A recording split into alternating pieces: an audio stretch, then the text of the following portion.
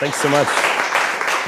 Thanks so much, everybody. Yeah, I will say it's been a pleasure to be here and invited to this lovely location. It's not my first time in this office. I'm one of the few. Well, I'm definitely based in Paris, and so I consider myself a Parisian. It's been 8 years, but I think you can tell from my accent that I'm not French. I'm from America originally, but it's been 8 years in Paris, and I love it. So I just really appreciate the invite and the chance to talk to all you today. And I actually appreciate all of you sticking with this. Day 3 of the EthCC week is. I think everybody's starting to feel the grind a bit. I've seen some tweets to this effect lately, so thanks a lot for staying here. Yeah, as was said earlier, I'm from Zerion. I run marketing and growth at Zerion. I've been there for 2 years now. So as you can expect, judging from my title, this isn't going to be a particularly technical talk, so sorry, you can fall asleep, look at your phone. It's going to be a lot more about basically how we go about defining our target audience and actually how we go about acquiring users at Zerion, and kind of our general philosophy is how we approach growing in a particularly difficult moment over the last year in DeFi and crypto. So just a little bit about, has anybody heard of Zerion in this room? Okay, woo. We're doing something right, that's good. For those who haven't, Zerion began its life, at least this iteration of Zerion, in 2019 as a DeFi portfolio tracker, which we still are we have a definite core group of users in that space. Last year we had something like 600,000 wallets connect to Zerion and track their portfolios with us. We did about $1.5 billion in trading volume through our number of different DEX aggregators that we work with. So we're pretty well known in the DeFi tracking space. So if you know us, it's probably from that. But last year, we actually also evolved into a wallet. Effectively, we were thinking about what could be the next iteration of Zerion, how could we grow a little bit more, and so we decided to change strategies a bit and focus on building a consumer wallet for kind of more general, I guess, enthusiasts of Web3. And so over the past year, we've been primarily on mobile, so we have an iOS and Android app, but we're in the process of rolling out our browser extension. So soon you'll be able to use Zerion in your browser just like you can on mobile. To date, we have something like 300,000 funded Zerion wallets on mobile alone, and we had a wait list for our extension that crossed over 400,000 recently, so we've been, I guess, getting some people hyped up about using us. So I'm just going to tell you basically about why I don't think that wallets in general are Web3 ready. But before we get into that, does anybody in this room remember Mist? This is like a real proof of OG question. If you know it, cool. One person, that's great. 2 people maybe? I don't know, 1 person. But basically Mist was this like insanely forward-thinking product that came out in 2015. And it had a bunch of incredible features that I think all of us now recognize the value of. Things like managing multiple accounts, a dApp browser, multi-sigs, and a ton more. And this is like all the way back in 2015. And so as I think even people in this room knowing about Mist might be thinking like, okay, like why aren't we all sitting here using Mist? Why isn't this something that we were actually, we're all, I guess, engaging with today? And the reality is that I think they were just flat out too early. And this is a pretty common story in tech overall. Insanely forward-thinking product is like too forward-thinking. Basically at the time, in 2015, you could essentially do 3 things, give or take some other use cases. You could transfer your ETH, you could send money to ICOs, and you could hodl tokens in a parity multisig effectively for forever. And that's kind of it. And the reality is that wallets haven't changed all that much since then, particularly in terms of the things you can do with them.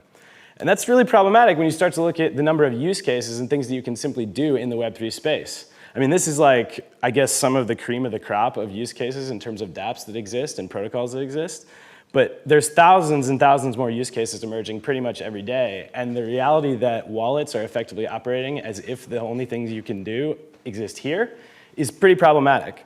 And so one of the things I think exemplifies this the most is that every wallet, whether it's a hardware wallet, smart contract wallet, or just something like MetaMask, they effectively treat the wallet itself as a financial tool, and we're increasingly using it for non-financial actions and assets. Like the things that you hold in the wallet, the things you want to do in the Web3 space are increasingly not financial. That doesn't mean you don't want to do anything financial, but it means that there's more to it than that.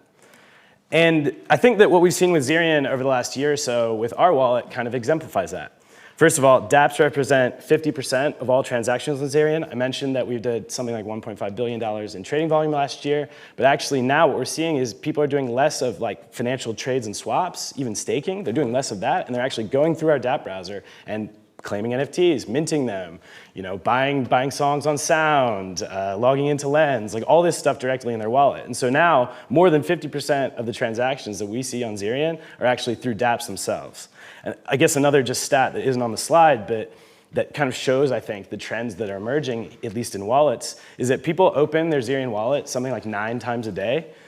I don't know, if it's only a financial tool, you've got some problems if you're looking at your at least in this time, in this market, you've got something, some sort of a sadistic strain, I guess, to want to look at your portfolio 9 times a day. And so I think that actually, Gabby was speaking at several side events around here, but she's like, does anyone know Gabby Goldberg? Have heard of her? She's a really, I think, great thinker is a great way to describe her in the Web3 space. And actually, a year ago, right when Zerion Wallet first launched, she wrote a great piece, you should all go and collect it on Mirror, called Stop Calling It a Wallet. And effectively, her thesis was, the term wallet is effectively becoming outdated because the things we want to do with our wallets are just so beyond the original scope. And so her observation that I think I totally agree with, I'd love to meet her to tell her how much of a fanboy I am. Wallets are becoming a place that people actually want to spend time and not just spend money. And this coincides, I think, with another term that I think most people in the space have heard over the last, couple of years. This idea of chasing after the next billion, right? How many times have we heard this? Like, how are we going to get on board the next billion users to crypto? How are we going to get the next billion? And I think at Zerion, we fell into this, especially during the bull market. We were basically building a DeFi portfolio tracker and then a wallet that effectively was kind of for everybody. It was like any level of sophistication related to crypto, from a newbie all the way up to some degen, we were trying to build a product for this person. And I guess this actually did happen over the summer last year. We had this sort of big strategy session where we essentially said this wasn't working. And it wasn't working from a numeric perspective, but it was spreading our product resources too thin. It was making marketing increasingly difficult because we couldn't find messaging that would work for everybody. And it was making our product and our users feel like they were kind of like caught in this numbers game, which in general I just don't think is the way we should operate. That's a Web 2 thing, not a Web 3 thing. And so we started thinking about this group of people that we're going to talk a little bit about in a second called Web 3 citizens. And effectively what we wanted to do was, instead of building a product for the next billion users, honestly, we maybe wanted to start building for the next million or the next 100,000, but specifically for the people in this space now, right now, in this room, and I guess just in Paris overall. And this is a group of people we call Web3 citizens. There's a little bit of debate. It's very hard. I think this is a problem that many people in this room have faced in terms of actually quantifying this number. We've done some funky stuff with Dune and our own meta-based dashboards. We think there's probably between 1 million and 2 million people we can consider to be Web3 citizens globally today. And we decided that we wanted to start building specifically for them. We wanted to try to target them. We wanted to try to make sure we understood them. We really wanted to try to stop thinking about, like, how can we bring this to the mass market? How can we bring our wallet to everybody? And how can we build a better wallet for the people that are here right now?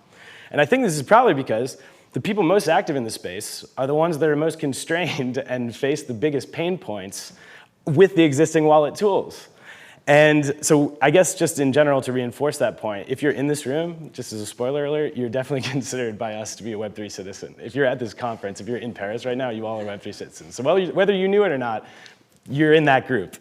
So I guess like the next thing that you may be thinking is, how do we actually go about quantifying? How do we think about this group of people?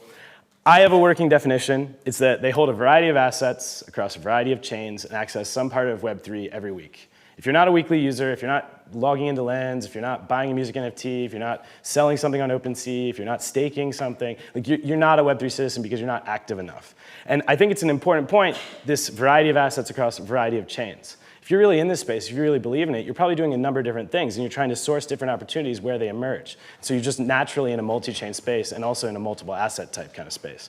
But basically, being a citizen is an active choice.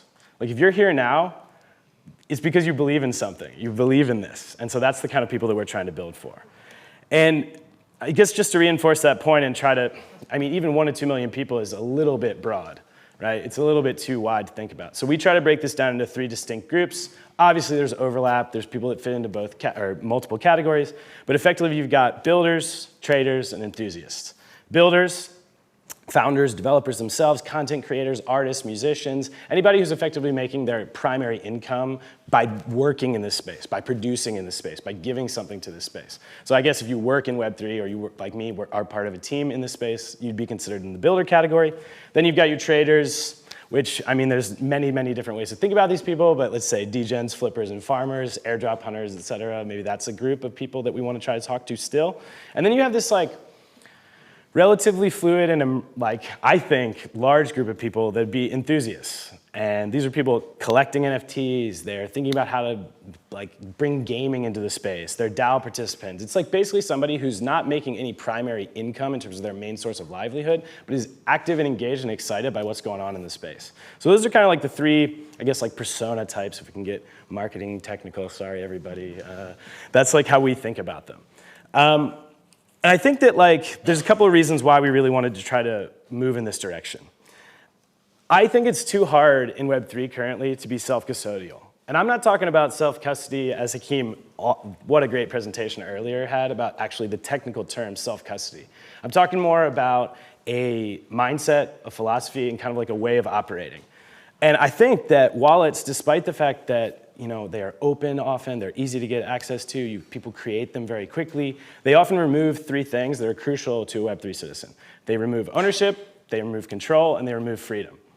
And basically, I think that you can see multi-chain, like if you're trying to operate in a multi-chain world, it's very hard to even understand what your footprint is across all those different chains, and forget asset types. It's really hard to get a clear picture of this. This is crazy to me. People are doing all these things in this space, but it's very difficult to even understand what you've actually got. And that's a problem. They're still too siloed. Mobile transactions. I think if we're ever going to get to any kind of billion number of users, we have to figure out how to make mobile more approachable and something that isn't so scary. A lot of people, we'll talk about it in a second, a lot of people like straight up won't transact on mobile. And this is like, what? You've got to go to your computer to do anything in this space? That seems so crazy to me. Similarly, I'm sure a lot of people in this room face this problem. Spam tokens and assets are just like flooding in. If you have like a doxed wallet or like a wallet that's known out there, if you put it in your Twitter handle, whatever, like you're gonna get spam assets sent to you all the time. And there's not a good enough way to filter out that stuff and also just block scary kind of activity. And I guess like, another thing that's emerging right now, I'm wearing one of my favorite teams in this space, a hat from them right now, which is decentralized identity and verifiable credentials are basically non-existent in wallets. And I think that's really weird, right? Like there's really cool teams working on decentralized identity, but you can't actually put that in your wallet right now. And so like to be somebody who takes ownership responsibility, to be somebody who takes control of your own destiny, which I think all of us probably buy into some version of that narrative, it's too hard to be self-custodial. And I guess a good way to exemplify this is like, how confident do y'all feel managing multiple wallets and identities? Like literally the fact that I'm sure whatever kind of web of wallets and tools you're using in this space, it's probably pretty diverse. You've probably got multiple things going on. Do you really feel confident, like in control of that? Or do you have some kind of weird calculus that only you understand, like the like Dewey Decimal System of your wallets to like actually try to understand what's happening? I think that's more common than you think. People are like, oh, I forgot that I had this wallet, or I forgot I had this thing going on here. And it's because it's hard to manage all this stuff. I think signing transactions, especially with recent hacks and news out there, signing transactions is still pretty damn stressful, isn't it? Like, when I sign a transaction, if I've sent any kind of money, from 10 bucks to 5,000 bucks, I sit there and I stress, is it gonna go through? Did I do it to the right wallet? Oh my God, I'm like literally like sweating at my computer trying to make sure that I've done this. This is crazy. It's money, It's things that matter to people. And we're not solving this problem for the people most active, the people who are actually gonna say, yep, I'm gonna send $5,000 to a string of characters. Like, we're not solving this simple problem of making this less stressful. And I think that I've said this earlier, but really trying to get some kind of understanding of what your on-chain footprint is just very, very, very difficult. I was talking recently to a woman who's building in the digital fashion space and trying to think about how we bring digital fashion to crypto in a big way.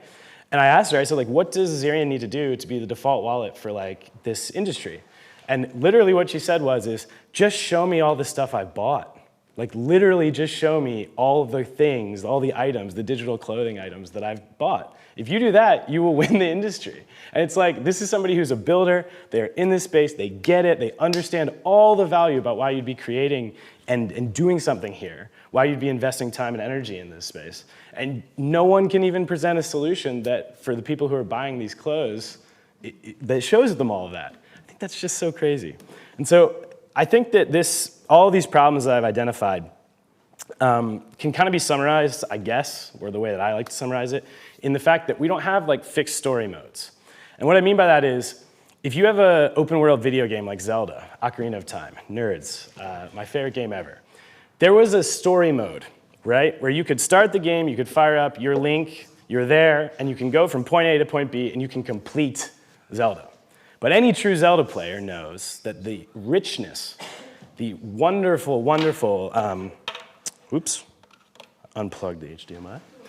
The wonderful thing about Zelda wasn't the story mode at all, it was actually the exploration. It was the ability to go where you wanted to go, to complete every side quest that you wanted to claim every item, to talk to every person. Like going into the details and defining your own experience was the best thing about it.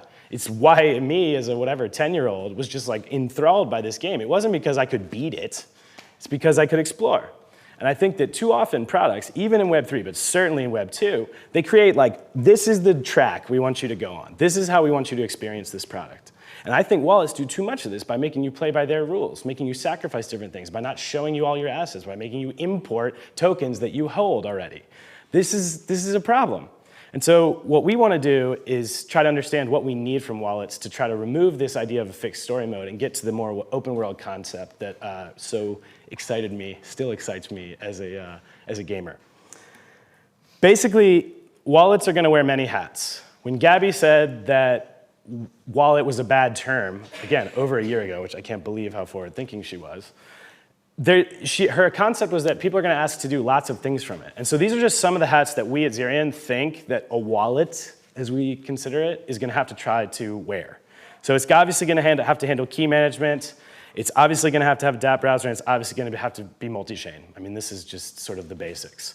It's also going to have to go into things like custom RPCs. We've got to be able to have portfolio tracking inside the wallet. This is something that Zerion does quite well that basically no one does. Because we began our life as a portfolio tracker, we actually have put that portfolio tracking inside the wallet. You're also going to have phishing protection. I mean, it's so crazy. People want to talk about security, but the biggest way that people get scammed in the space still is phishing. There's got to be ways to protect against that. I think transaction simulation is another way that users need to be protected. They need to understand what they're signing, what's going to happen once they hit that button, so they don't have this like sweating in front of the computer moment like I have. You've got to be able to filter out spam. You've got to be able to manage multiple identities. I think that those are some of the things that are going to happen. And that means that the role of the Web3 wallet, I think, kind of looks like a blend of some tools that most people, I think, use probably every day. And that'd be email and like a browser itself.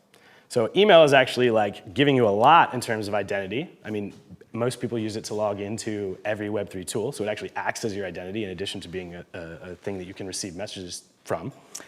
It's also pretty good at spam filtering. Google does a pretty good job. You know, all these email service providers, they do a pretty good job of making sure that this crap that you don't want doesn't actually hit your inbox, and you can just filter it out pretty nicely. It also gives you the ability to like actually say, no, that wasn't spam. I want that. I actually do want to read that. And so it gives you a lot of control as a user to make sure that you can define what you do and don't want to see. And then obviously it has the communication element. I was saying earlier that I'm sure you've seen this announcement from Coinbase Wallet and XMTP. Basically, wallets are actually going to allow you to communicate, not just with transactions and buying different assets, but also I do think that communication of some kind from wallet to wallet is going to be a part of the wallets of the future that we see. And then there's going to be this browser element. Browser is probably a bad term. I have a slide coming up that we already need to update, but browser as a concept, this idea of being able to explore, go where you want, go as deep or as shallow as you want in the Web3 space is something that a wallet has to enable. I don't think that a wallet should just be storage. I don't think that a wallet should just be where you put the stuff that you have. I think it should be an active and dynamic place where you can actually go and find new things, discover new stuff, challenge yourself to try something new. It should really be the place where you do all that stuff. And so you want to be able to access dApps and websites, you want to be able to have secure execution, and you want to be able to manage your own user data there. So this is the slide I was saying needs to be updated. But basically, we've been thinking an awful lot about how to move away from this like finance-first approach that I mentioned earlier, financial tool used for non-financial actions and assets. And so my head of design thinks that this is a little too aggressive. Browser first, finance second. He's like, finance is still a use case, and he's right. So I need to update this a bit. But what I think that we are trying to work towards at Zerion is to make finance an important use case, an important problem to solve, but not the important problem to solve. I think that one of the most inspiring things I've seen over the last year is this, like, let's call it the cultural side of Web3 emerged, where assets like fashion is something that you think about alongside the tokens that you buy. This is really inspiring to me. This is where I think that Web3 really reaches a large number of people because they get to experience a new internet. And when we say Web3, that's effectively what we're all saying. Web 2, Web 3, the difference is the evolution of the internet itself. So that's inspiring to me. And so what we want to do is be able to create more self-custodial humans with Zerion. We want people to be able to go from this like siloed story mode approach to be able to go and explore the whole thing, to find it all, to discover it all, or just do what they want to do without so many restrictions. And so some of the things that we're trying to build, we really want to work towards this idea of every token, every NFT, or every asset, every chain. Currently we support 10. We're about to add 3 more. It's probably not surprising. The ZK ecosystem is going to be a big one coming up in the next quarter for us. I think just a little alpha, ZK Sync is basically done, so ZK Sync will be fully integrated in Zerion very shortly. We're then going to do base, because we have to do base, and then we're going to do ZK EVM. So that's like in the chain side what's coming up for us. We want to do smart transaction history. It's already there a little bit, but we want to improve this. Like, we want people to be able to know pretty clearly what they've done, where, when, how, why. We want it to be very, very clear. Both from I mentioned it later, push notifications, but also from like a detailed transaction history. We do this, you should check it out.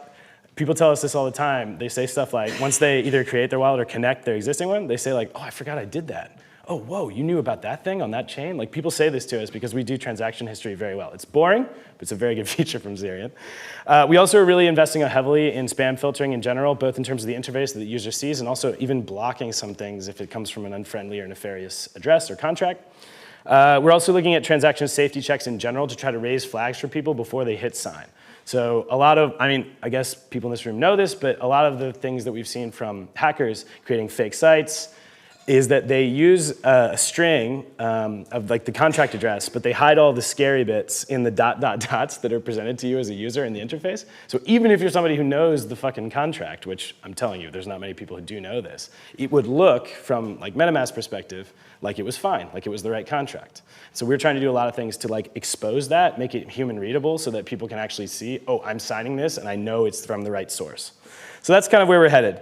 Browser first, finance second, maybe not, but like more like it's all equal, I guess, or it's at the same level. And yeah, so that's it. I'm open for questions if we've got time. Otherwise, I'm sure I've rambled on long enough. Thanks.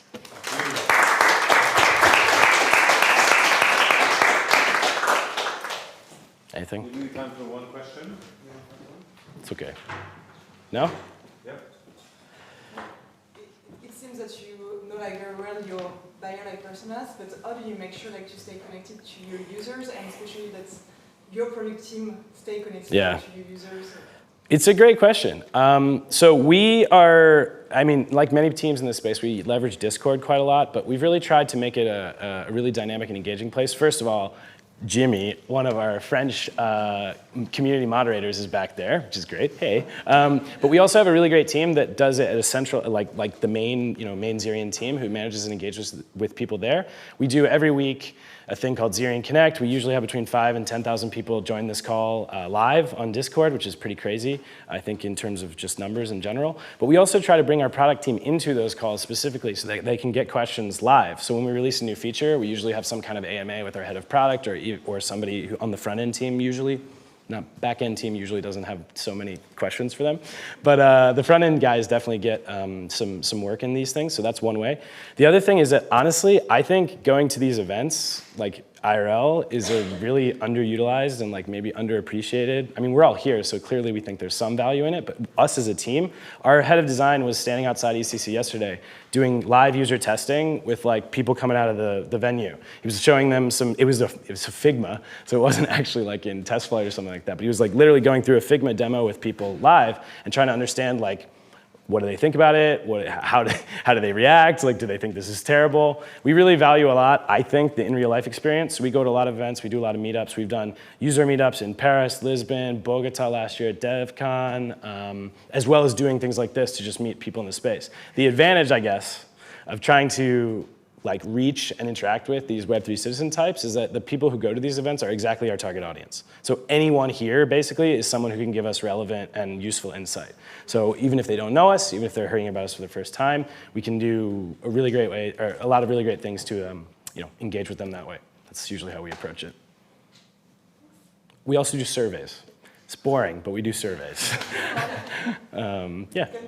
They're useful. They're useful. We did a good one recently because our extension's in beta. Actually, if anybody wants access to our extension and to try it out, just come up to me. I actually have 3 invites that I can give you now. Do you mean the browser extension? The browser extension, yeah. Yeah, I'm definitely interested. Cool. Okay. Just had a question about like When? Oh, well, now. So it's in. Okay. Just really quick plug. The extension's been in open beta for like a few weeks, and so what we've been doing is like slowly onboarding with communities that we know and really love in this space. We did Disco, this team. We did Gitcoin passport holders. We did Degen Score, Beacon holders. So we basically, our approach to the thing has been just like slowly onboard people. So it's in open beta. You can try it, but you have to be whitelisted. So I can whitelist anybody's address if they want it right now. So if you want to try it out, that'd be great. Cool. Thank you, Alex. Thanks. Thanks, everybody.